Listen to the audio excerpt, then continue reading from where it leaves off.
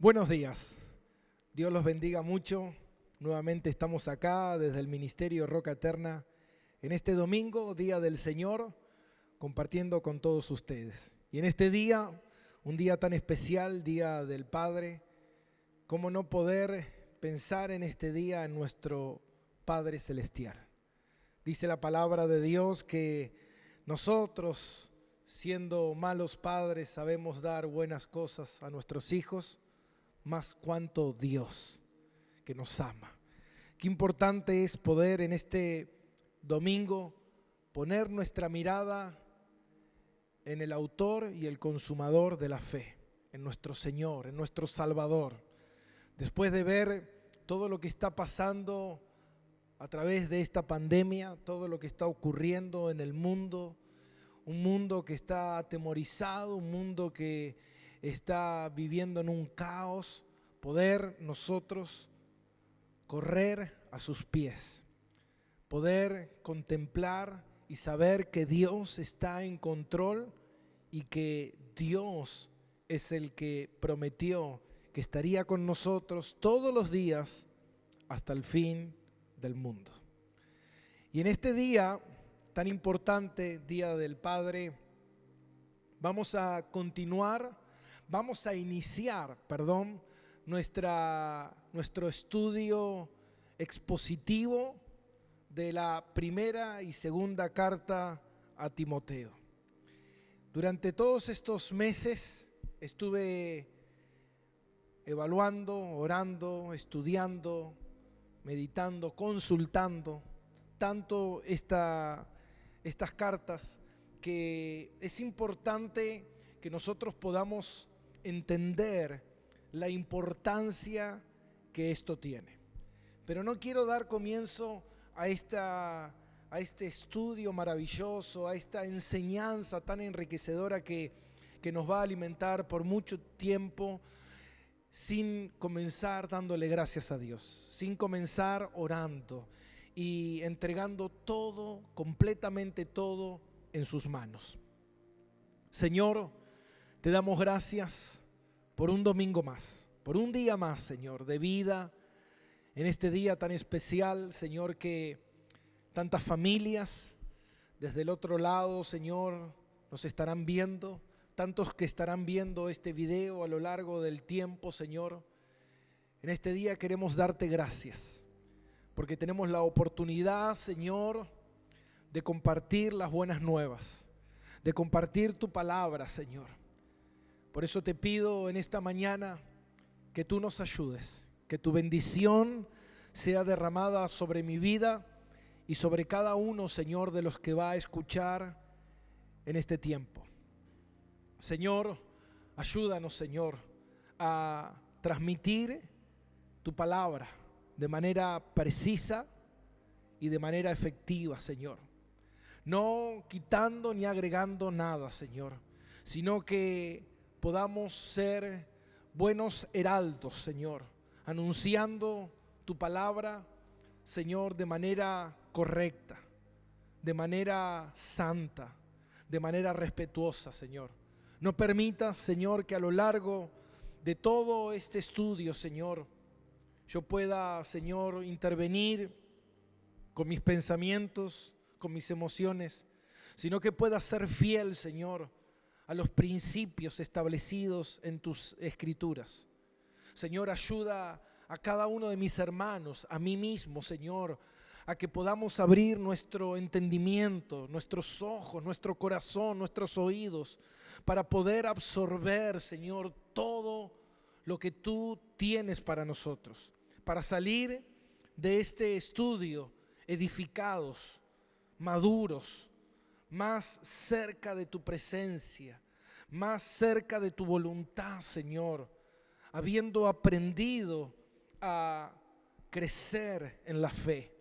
Señor, yo te pido, Señor, que tú puedas poner en nuestro corazón, en nuestra mente, la disposición de poder estar atento, de poder tener ese hambre, Señor, de buscar cada día más tu palabra, de escuchar tu palabra, Señor, que viene directamente de tu trono, Señor.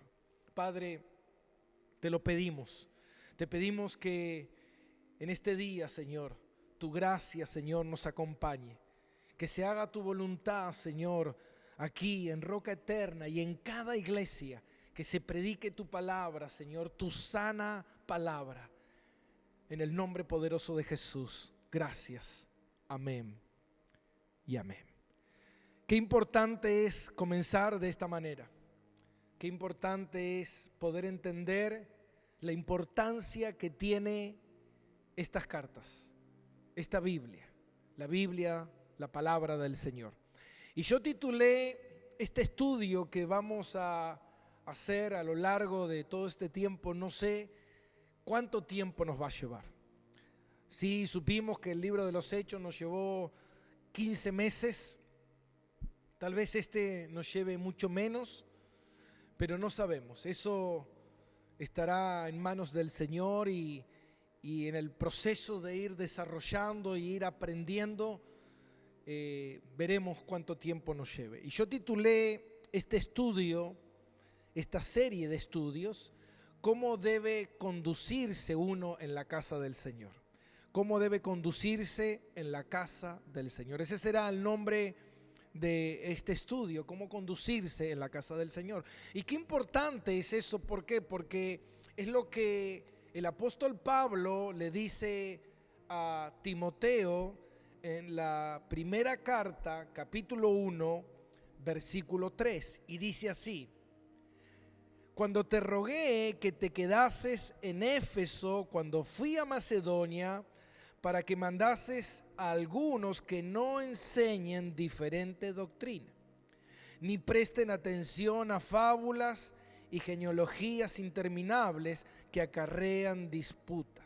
Ahora, fíjate algo que Pablo le dice a Timoteo, que él le rogó que se quede en Éfeso para que él pueda enseñar a la iglesia cómo la iglesia debe conducirse, cómo la iglesia debe caminar, cómo la iglesia tiene que entender que hay un parámetro establecido por Dios para que nosotros podamos ser una iglesia bendecida. Mire qué importante, una iglesia bendecida. Porque, hermano, no porque una iglesia abra la Biblia, eso significa que la iglesia está predicando la sana doctrina. Nosotros tenemos la costumbre de escuchar que cualquier persona que hable o que lea la Biblia significa que esa persona me está hablando de parte de Dios, y no es así. Y eso lo vamos a ver a lo largo de todo este estudio. ¿Por qué? Porque existen dos tipos de predicaciones: la predicación sana y la predicación no sana. Pablo dice que está la sana doctrina, y si está la sana doctrina, también está la doctrina que no es sana. ¿Y qué es una sana doctrina? Una sana doctrina es la interpretación correcta de las Escrituras, sin agregar y sin quitar absolutamente nada. Fíjate de vuelta: como te rogué que te quedases en Éfeso cuando fui a Macedonia, para que mandases a alguno que no enseñen diferentes doctrinas. ¿Qué significa la palabra doctrina? La palabra doctrina significa enseñanza. Nosotros muchas veces estamos como que se nos enseñó a estar atemorizado con la palabra doctrina. No, doctrina es legalismo, es ley. Doctrina es ser riguroso, ser estricto. No. La palabra doctrina significa enseñanza. Puede haber una buena enseñanza o una mala enseñanza. Una buena enseñanza me va a llevar a mí a tener una vida más piadosa, más santa, más agradable al Señor. Y una mala enseñanza a mí me va a llevar a la herejía, a la desobediencia, y a traer y acarrear condenación, sufrimiento y un montón de cosas. Por eso es importante entender esto. Ahora, Es importante que nosotros el día de hoy hagamos una buena introducción de las cartas a Timoteo para que nosotros tengamos una mayor comprensión del contexto. Porque yo veo muchas veces, a menudo, que la gente comparte un versículo bíblico y ese versículo bíblico lo quieren llevar a que el versículo diga algo en el día de hoy, que te vas a sentir bien, que vas a estar bien, que Dios te va a acompañar, que todo te va a ir bien. Ahora, esa no es la manera correcta de nosotros entender todo el contexto de las Escrituras.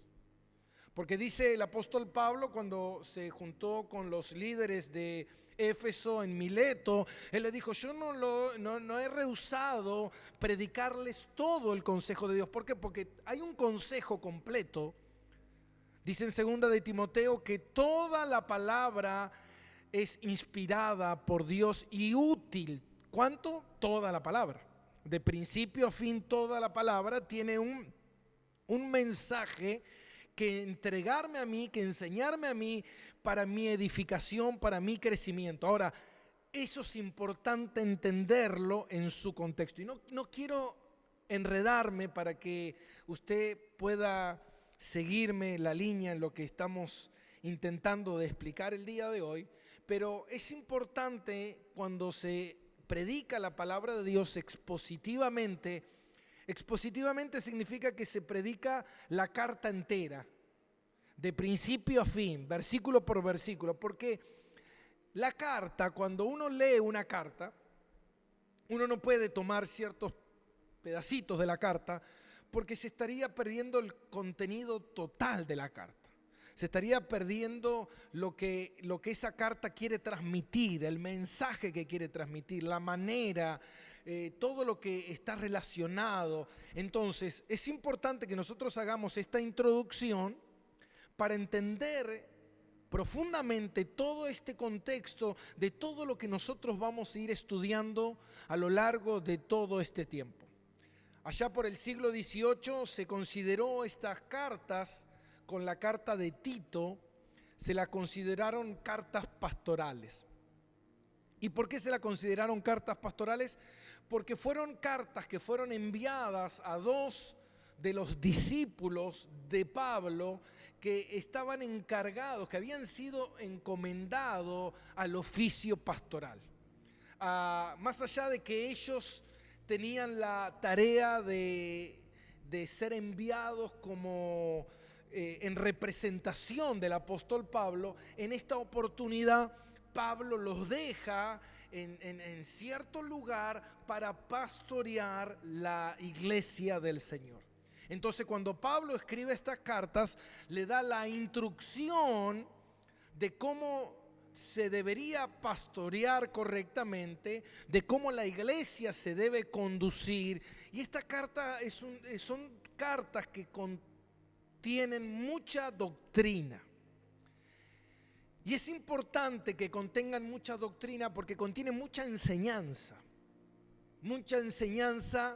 que nos va a ayudar a nosotros a poder discernir lo verdadero de lo falso, lo correcto de lo incorrecto. Entonces, nosotros ya veníamos leyendo y estudiando completamente todo el libro de los Hechos, como vimos la semana pasada, y al finalizar el libro de los Hechos en el capítulo 28, nosotros nos encontramos con que Pablo queda detenido en Roma y no se sabe más nada. Es como que queda ahí sin saber qué es lo que sucede, qué es lo que pasa. ¿Por qué? Porque el libro de los Hechos es un libro narrativo. Y ese libro narrativo contiene toda la narración de los primeros 30 años de la iglesia, pero en esta carta, en estas epístolas, son cartas doctrinales. Y ya le voy a explicar el por qué. Son cartas doctrinales para la iglesia. Entonces, cuando nosotros vemos que Pablo llega a Roma, después de ahí como que perdemos el rastro. ¿Por qué? Porque el libro de los Hechos no no finaliza en Pablo. ¿Por qué? Porque el libro de los Hechos es el libro de los hechos del Espíritu Santo sobre la vida de los apóstoles, sobre la vida de la iglesia. Y la iglesia hoy en día sigue estando en pie por la gracia y la misericordia del Señor hasta que el Señor venga. Entonces, se podría decir de cierta manera como que el libro de los Hechos continúa. No de manera en que nosotros vamos a continuar escribiendo en la Biblia, pero sí de que la continuidad del libro de los Hechos son los sucesos de la iglesia, siguen sucediendo, siguen pasando hasta que Cristo venga. Ahora, a partir de diferentes cartas, nosotros podemos de cierta manera, podríamos decir, como empezar a reconstruir qué fue lo que pasó con el apóstol Pablo, qué fue lo que le sucedió. Y lo que nosotros podemos saber es que después, esto en el año 61, cuando él llega a Roma, él está 2 años preso. Y durante esos 2 años que él está preso, ya pudimos ver que él escribe 4 cartas que él envía, y después de ahí él es liberado. En ese momento que él es liberado, Pablo empieza de vuelta a recorrer diferentes lugares, y entre esos lugares que él va recorriendo, él llega a Éfeso. Y cuando llega a Éfeso, él ve que hay un problema dentro de la iglesia. Muchos de esos problemas los vamos a ir abordando a lo largo de este tiempo, y viendo todos estos problemas que está viendo en la iglesia de Éfeso, Pablo decide dejar a Timoteo para que Timoteo pueda enfrentar estos problemas que están habiendo en esa iglesia. Ahora, ¿cuáles eran los problemas que tenía la iglesia? Y los problemas que tenía la iglesia, uno de ellos era la falsa doctrina, algo que hoy en día abunda.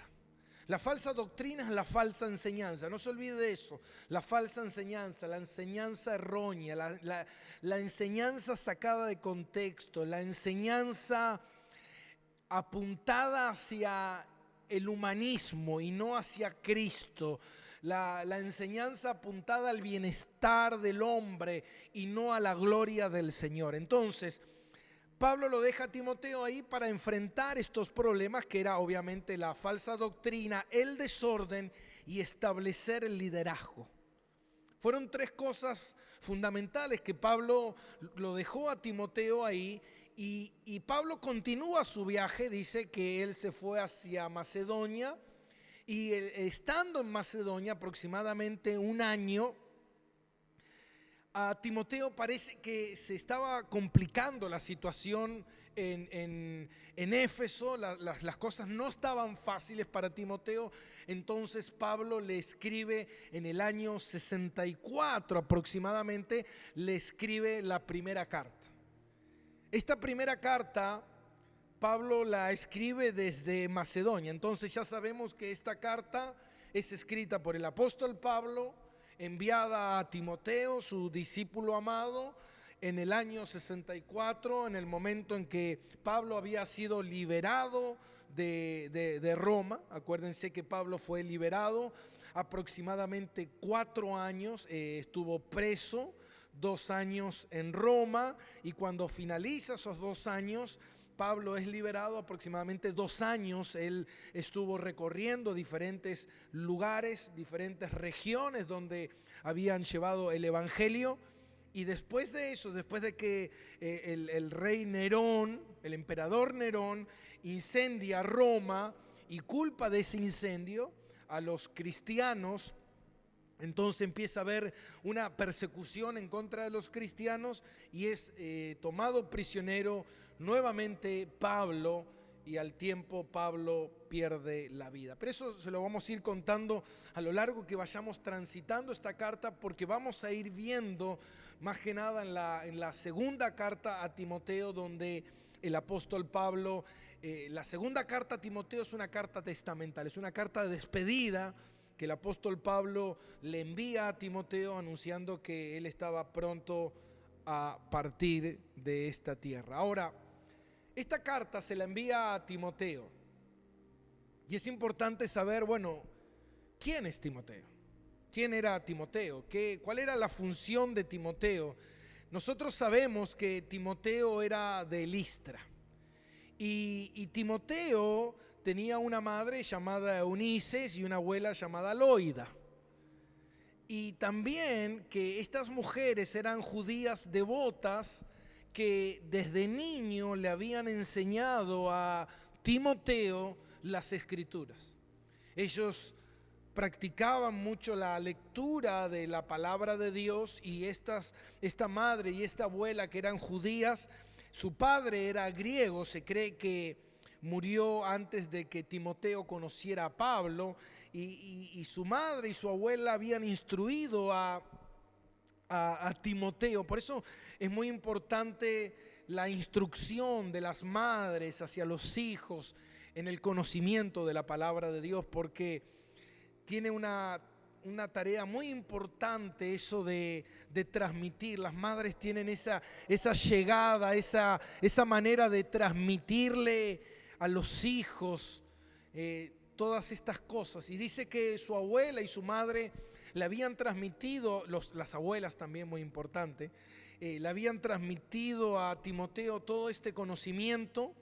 Y en el primer viaje que Pablo hace como misionero, recordemos que Pablo hace su primer viaje misionero con Bernabé, y cuando ellos llegan a la ciudad de Listra, ellos conducen a Eunice y a Loida, la conducen, y a Timoteo lo conducen al camino del Señor.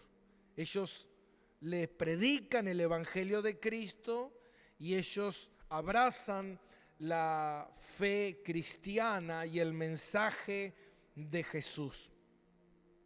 En el segundo viaje que Pablo tiene, Pablo vuelve a visitar Listra. Y cuando vuelve a visitar Listra, Pablo escoge a Timoteo para que lo acompañe. En esto que Timoteo empieza a acompañar a Pablo, se cree que Timoteo tenía aproximadamente 20 años. Y era joven, pero más allá de ser joven, era una persona con un buen comportamiento. Dice que tenía un carácter piadoso y tenía una buena reputación Timoteo en su manera de servir a otros. Ahora, a partir de ese momento, Timoteo nunca más se separaría de Pablo. A partir de ese momento, Timoteo sería un discípulo y un compañero de Pablo por el resto de su vida. Cuando Pablo le escribe esta primera carta a Timoteo, se cree que Timoteo tenía aproximadamente 35 años. Cuando leemos las escrituras que le dice no tengas en poco tu juventud, a una persona de 35 años se la consideraba joven en ese tiempo. Todavía se la consideraba joven. Así que Timoteo era una persona con muy buena reputación, tenía una conducta piadosa. Y Timoteo sería ese discípulo y colaborador por el resto de la vida de Pablo. Por eso que nosotros podemos ver que a lo largo de muchas cartas, Pablo menciona a Timoteo. Timoteo lo acompañó en muchísimos de sus viajes y estuvo en diferentes lugares sirviendo a Pablo en tantos lugares, y cuando lo dejó en Éfeso para que pastoreara en ese lugar, también se sabe que Timoteo, por causa del evangelio, fue tomado prisionero y al tiempo también fue liberado. Así que la labor de Timoteo fue una labor extraordinaria. Y en esta carta nosotros podemos ver cómo el apóstol Pablo instruye y conduce a Timoteo en la manera en que él debe conducirse. Y dice la palabra de Dios en 1 de Timoteo capítulo 3, versículo 14. Y este es el título que nosotros le hemos dado a nuestro estudio esto te escribo, aunque tengo la esperanza de ir pronto a verte, pero si me tardo, sepas cómo debes conducirte en la casa de Dios, que es la iglesia del Dios viviente, columna y baluarte de la verdad. Ahora, ¿cuál era el propósito de la carta? Que sepas cómo conducirte. Ese es el término de nuestro estudio, saber cómo debemos conducirnos. Y eso es importante porque nosotros queremos estudiar la palabra de Dios, queremos prestar atención a la palabra de Dios, no a lo que a mí me conviene, no a lo que a mí me interesa, sino hacer la voluntad del Señor, llegar a comprender lo que el Señor quiere que nosotros podamos hacer. Y esa era la tarea de Timoteo. Timoteo era un buen siervo del Señor. Ahora, el propósito de esta carta es saber conducirse en la casa del Señor. Esta carta es una carta que muchas personas intentan evitar. Yo, mientras estudiaba todos estos meses esta carta y la releía una otra vez y meditaba en ella y pensaba, es una carta que confronta, es una carta que si uno lo mirara con ojos no espirituales, es una carta parecería autoritaria, machista, una carta con excepciones, con discriminación, y podríamos agregarle un montón de cosas, pero nada de eso es cierto. Esta carta es una carta que proviene del corazón de Dios, porque dice la palabra de Dios que toda la palabra es inspirada por Dios. Yo he escuchado mucha gente por ahí tomar algunos versículos de la primera y segunda carta de Timoteo, pero no tomar todo el contexto entero. Entonces nosotros caemos en eso de ser selectivos y seleccionar qué me sirve y qué no me sirve, lo desecho. Eso es una herejía, eso es una falsa doctrina. Nosotros cuando estudiamos la palabra de Dios, nosotros debemos estudiar de principio a fin, aceptando todo lo que está en la palabra de Dios, me guste o no me guste. Porque no se trata de mí, sino se trata de la voluntad del Señor. Entonces, en esta carta, Dios nos va a enseñar los diferentes parámetros que nosotros tenemos. Y esta carta sirve como marco de referencia, le sirve a Timoteo de cómo la iglesia debe servir. Esta carta nos va a enseñar a nosotros de cómo los líderes deben ser, cómo los líderes deben estar, cómo los líderes deben ser escogidos y cómo nosotros debemos tomar la palabra de Dios con seriedad y con responsabilidad. Yo le explicaba a los hermanos lo que es la presunción. La presunción es algo que se enseña en la hermenéutica. Y la presunción es la manera en que nosotros podemos interpretar las Escrituras. ¿Y por qué digo todo esto? Porque es importante entender que antes que vayamos al estudio de la palabra, nosotros tenemos que entender que la palabra es la palabra de Dios. Y que lo que el Señor plasmó aquí para nosotros no está relacionado con la cultura, no está relacionado con el tiempo, sino que está establecido como los principios de Dios para nuestra vida. Y la presunción es cuando la persona interpreta las Escrituras bajo su propia opinión. El error de la presunción es interpretar las Escrituras según a mí me parece. Y yo le contaba a un hermano y le decía, el problema de la presunción es cuando yo tomo un versículo bíblico y ese versículo bíblico lo quiero hacer que diga lo que yo quiero. ¿Y qué le quiero decir con esto? Como cuando muchas veces de repente hay alguien que está pasando por alguna crisis, por algún problema, y uno le pone y le envía un versículo bíblico diciéndole, Dios proveerá. Entonces la persona dice, bueno, Dios me va a proveer de lo que yo necesito, Dios me va a proveer. Bueno, no tienes para pagar, Dios te proveerá. No tienes tal cosa, Dios te proveerá. Y eso es una presunción. Una presunción es interpretar un versículo bíblico a mi entender o para que diga lo que yo quiero que diga. Entonces, cuando yo le estoy enviando ese versículo bíblico a alguien y le estoy diciendo a esa persona, Dios te va a proveer, la persona está creando en su mente y en su corazón un Dios que le va a proveer para todas sus necesidades.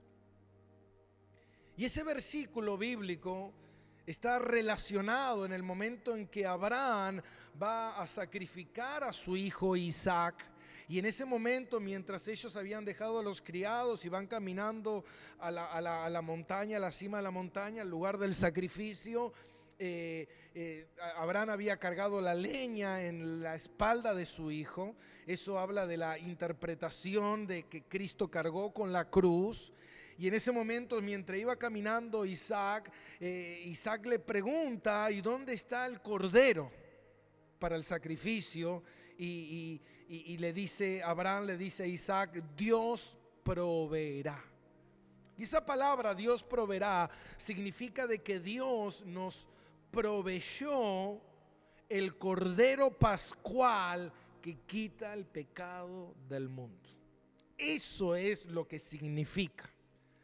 Y después nosotros nos encontramos con que Pablo, apóstol de Jesucristo, servidor del Señor, escogido por Dios, y de repente Pablo dice, yo he pasado por azote por judíos, por azote de los gentiles, he sido apedreado, he pasado por naufragio, he pasado hambre, he pasado frío, he pasado desvelo, he estado en naufragio, he pasado en peligro de hermanos, en peligro de falsos hermanos. Entonces, cuando uno ve eso y dice, ¿dónde está que Dios proveerá? ¿Dónde está? Porque si dice que Pablo pasó hambre, entonces Dios no le proveyó. O cuando leemos la palabra de Dios que dice que Dios llevó al pueblo de Israel al desierto y lo hizo pasar por hambre para conocer lo que había en el corazón de ellos, ahora Dios no les proveyó. Entonces no siempre Dios me va a proveer. Entonces, ¿qué significa eso? Significa, mi hermano, mira, que Dios dice en su palabra que Él nunca te dejará. Pero que no te dejará no significa que Dios te va a proveer todo cuanto tú quieras. Sino Dios no te va a dar lo que tú quieras, sino que Dios te va a dar lo que tú necesites para transformar tu vida a la estatura del varón perfecto. Entonces Dios va a permitir en tu vida diferentes circunstancias para moldear tu carácter, transformar tu vida cada día más en un cristiano más fiel al Señor. Entonces ahí es donde viene la presunción, donde nosotros tenemos que entender que el estudio expositivo de la palabra, el estudio sistemático de la Biblia, es el estudio más correcto que nosotros venimos haciendo aquí en la Iglesia Roca Eterna. Ya hace más de 4 o 5 años que nosotros venimos predicando expositivamente y creemos que lo vamos a hacer hasta el fin de nuestros días. Entonces, cuando vemos el estudio de esta carta, nosotros tenemos que entender que esta carta fue escrita para la iglesia de hoy. Muchos prefieren sacarla porque es una carta muy controversial, pero no es el fin. El fin es que nosotros aceptemos que toda la palabra es inspirada por Dios y útil para nuestra edificación. Ahora, ¿cuál era el propósito de esta carta? El propósito de esta carta primeramente era estimular a Timoteo, fortalecerlo en ciertos aspectos doctrinales que estaban sucediendo. Segundo, confrontar la herejía que estaba habiendo en la iglesia en ese momento y dar órdenes de cómo la iglesia debía manejar la adoración, el culto y todo lo referente a la iglesia del Señor. Ahora, qué importante es esto, porque mira, y nosotros vamos a dar comienzo a este estudio, solamente vamos a leer 2 versículos hoy, solamente 2 versículos. Y vamos a dar comienzo a esta lectura en 1 de Timoteo capítulo 1, versículo 2. Y dice así: Pablo, apóstol de Jesucristo, por mandato de Dios nuestro Salvador y del Señor Jesucristo nuestra esperanza. A Timoteo, verdadero hijo en la fe, gracia, misericordia, paz de Dios nuestro Padre y de Cristo Jesús nuestro Señor. Ahora, mire esto. Antiguamente las cartas eran totalmente diferentes como se escriben ahora. Antes el destinatario, cuando se comenzaba, ahora cuando uno escribe la carta, uno pone, te escribo fulano de tal, espero que te encuentres bien, y al final de esa carta pone quién la envió. Acá vemos que en la palabra de Dios en ese tiempo era diferente. Al principio se escribía quién enviaba la carta. Y al final, o se escribía al principio quién enviaba la carta, cuál era su destinatario, y al final un saludo de despedida, una postdata. Y nosotros podemos ver que Pablo consideraba a Timoteo su discípulo amado. Era un discípulo que Pablo lo decía, es un hijo en la fe, porque había nacido a través del ministerio que Pablo estaba llevando en Listra y de la predicación de la palabra.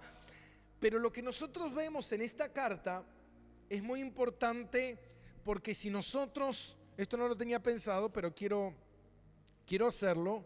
Nosotros, si usted va a la carta de Filemón, ahí más adelante, porque son tres cartas juntas: 1 de Timoteo, 2 de Timoteo, Tito y Filemón. Son todas esas cartas, son cartas que se envían más o menos en el mismo tiempo y con la misma función. Ahora, fíjate algo, que en el capítulo 1, versículo, en realidad no hay capítulo, pero en el versículo 1, Pablo dice: Pablo, prisionero de Jesucristo, y el hermano Timoteo, al amado Filemón. Amén. Colaborador nuestro. Ahora, cuando nosotros vemos esta breve introducción en la carta de Timoteo, Pablo escribe así: Pablo, apóstol de Jesucristo, por mandato de Dios nuestro Salvador y del Señor Jesucristo nuestra esperanza, a Timoteo, verdadero hijo en la fe. Se cree que esta carta tiene una connotación totalmente diferente. ¿Por qué?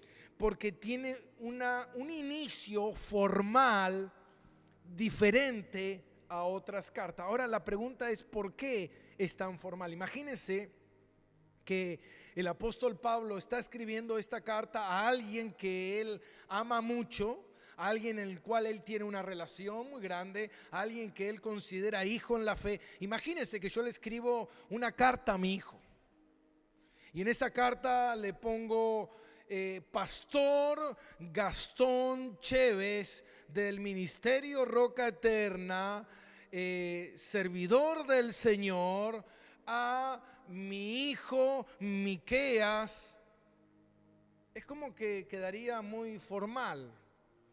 Y la pregunta es: ¿por qué esta carta es tan formal? Porque tiene una connotación y un contenido tan profundo que debe ser visto de tal manera para la precisión que la iglesia necesita. Y esa es la importancia de esta carta. Esta carta, más allá de ser una carta, es una carta que contiene un documento. Por eso esa connotación tan formal, porque es un documento que Pablo le está enviando a Timoteo para la iglesia. Y es importante entender en esto. ¿Por qué?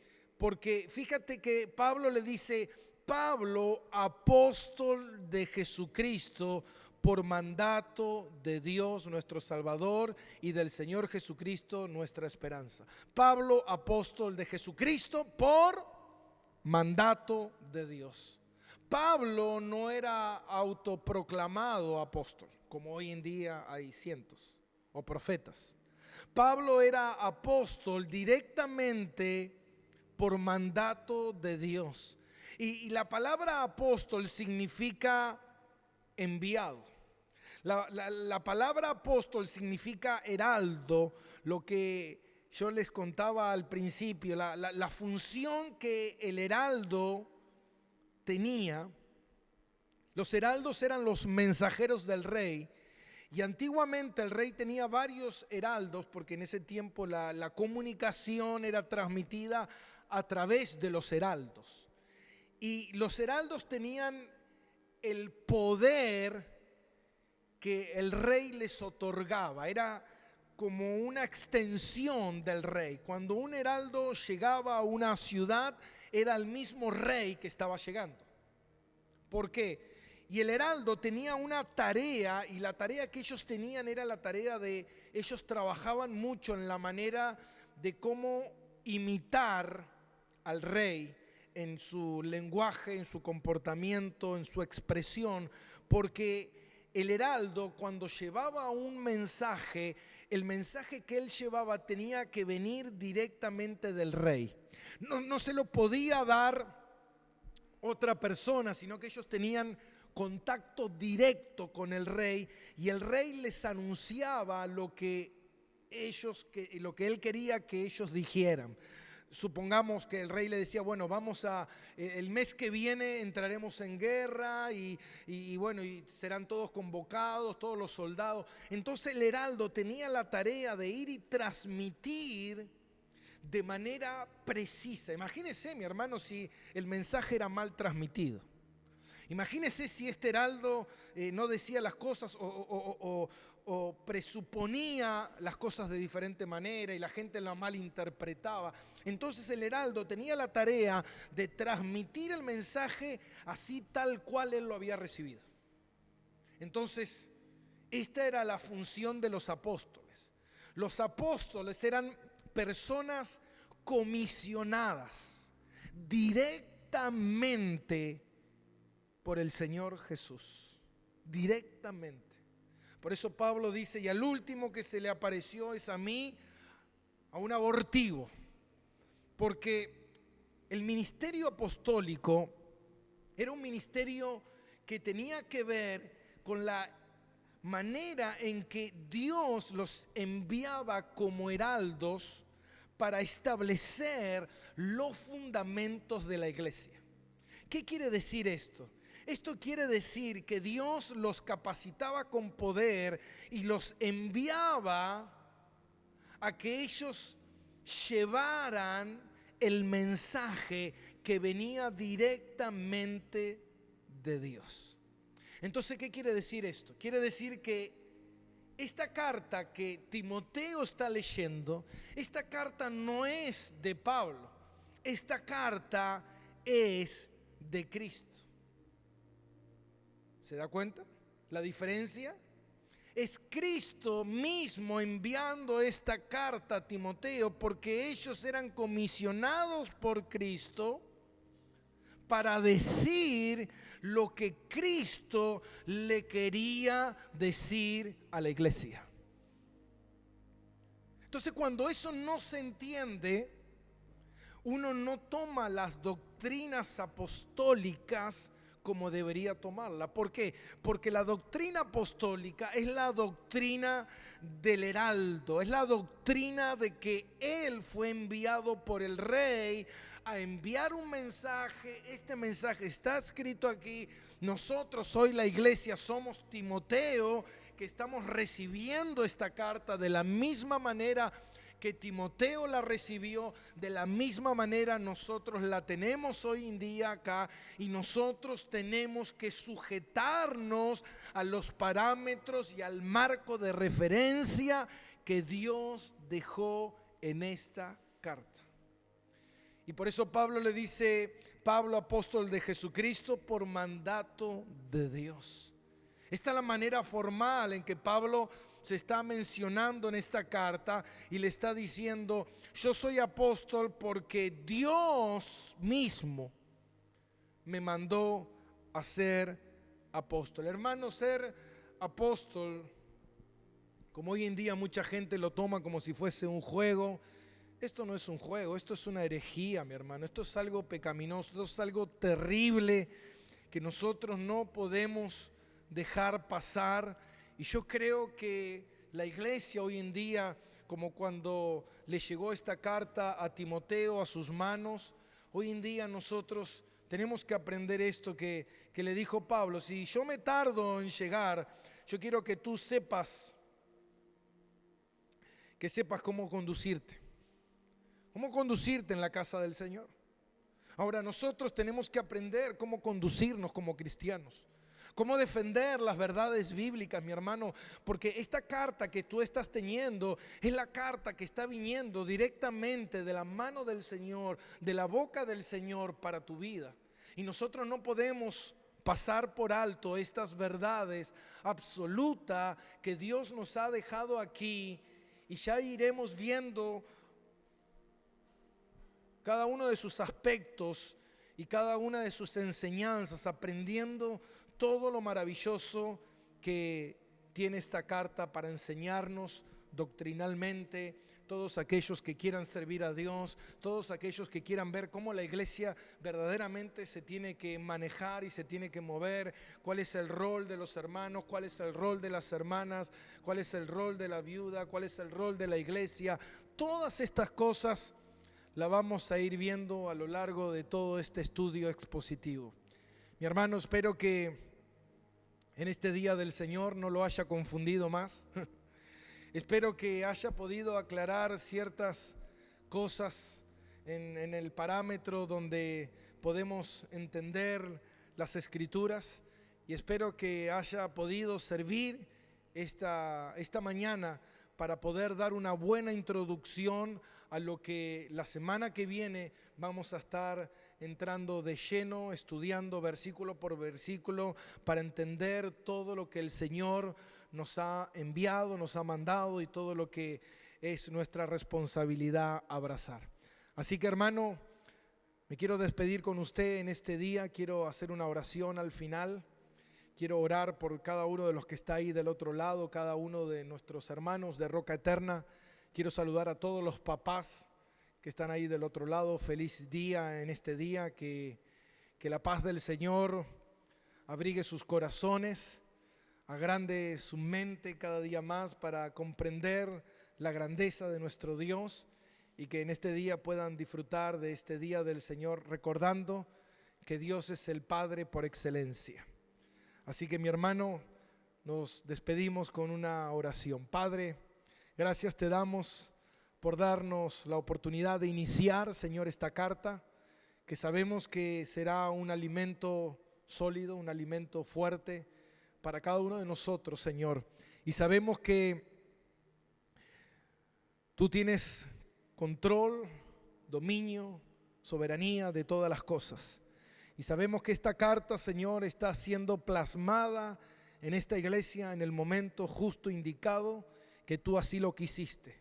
Señor, yo sé que hay muchos del otro lado que estarán estudiando esta carta, y como he escuchado a muchos referentes, pastores, teólogos, eruditos, que esta carta es una carta que muchos pastores deberían comer a diario, deberían alimentarse de esta carta para aprender si estamos dentro de los parámetros para poder servir a un Dios excelente y maravilloso. Señor, gracias te damos porque tú nos permites, Señor, cada día conocer más, cada día estar más cerca de tu palabra y de tu verdad. Señor, en este día yo te pido, Señor, que tu favor, tu misericordia, tu amor, Señor, y la llenura de tu Espíritu, Señor, pueda caer sobre la vida de cada uno de mis hermanos que están escuchando en este domingo. Gracias, bendito Dios, una vez más, gracias, en el nombre del Padre, del Hijo y del Espíritu Santo. Amén. Mi hermano, nos vemos el domingo que viene.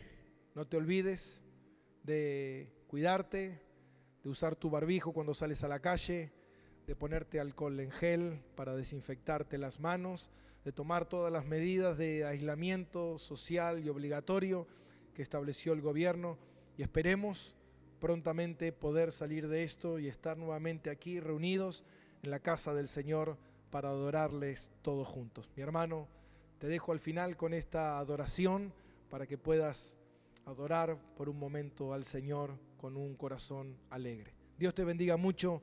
Nos vemos en la próxima. Chao, bendiciones para todos.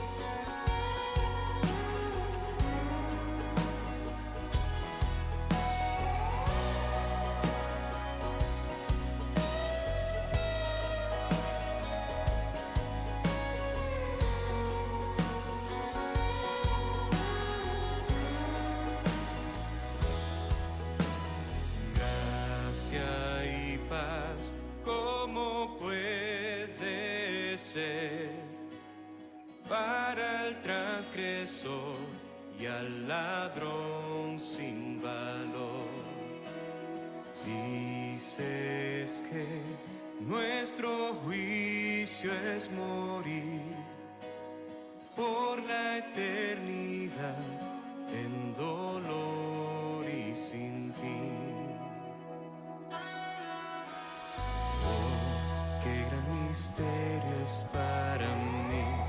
Qué gran misterio es para mí, que tu gracia vino a mí.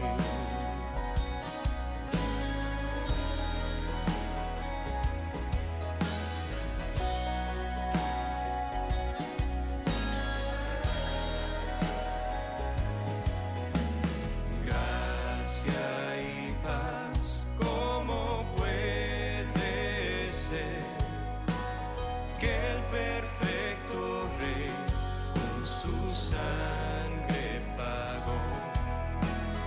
¡Qué expiación tan grandiosa tú das! Que el más vil pecador puede limpiar y librar. Oh, qué gran misterio es para mí. Qué gran misterio es para mí, que tu gracia vino a mí.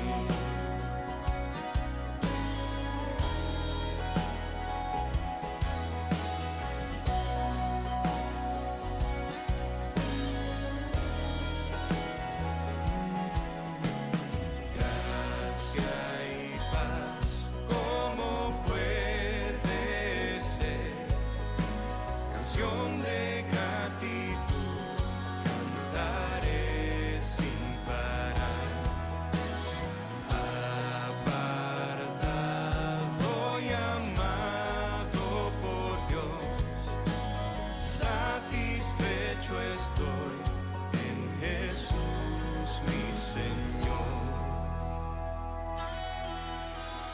Oh, qué gran misterio es para mí. Qué gran misterio es para mí, que